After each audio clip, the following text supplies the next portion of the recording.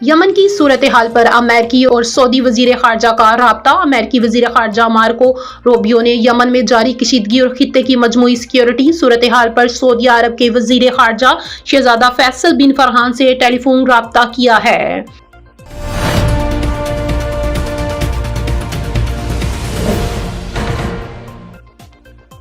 سعودی کابینہ کا یو اے ای سے یمن کی ایس ٹی سی کو فوجی اور مالی مدد روکنے کا مطالبہ۔ سعودی عرب کی کابینہ نے کہا ہے کہ اسے امید ہے متحدہ عرب امارات یمن کی جنوبی عبوری کونسل کو ہر قسم کی فوجی اور مالی معاونت فوری طور پر بند کر دے گا۔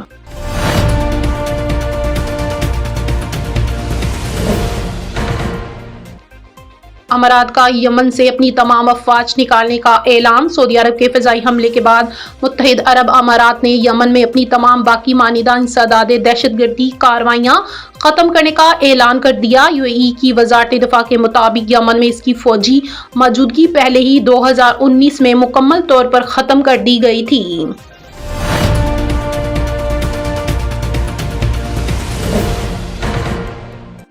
یمن نے سعودی عرب اور متحدہ عرب امارات کے تعلقات کو کیسے کشیدہ کیا؟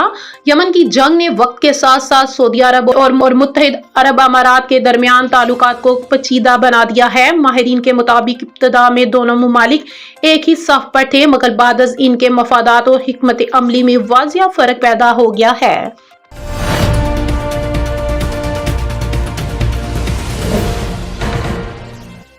یمن میں یو اے ای مفادات پر سعودی عرب نے فضائی حملے کیوں کیے؟ یمن میں متحدہ عرب امارات کی حمایت یافتہ علیحدگی پسند تنظیم سدرن ٹرانسیکشن کونسل کی حالیہ عسکری پیش قدمی سعودی عرب کے لیے سنگین تشویش کا باعث بن گئی، جس کے بعد ریاض نے وارننگ کے طور پر فضائی حملے کیے۔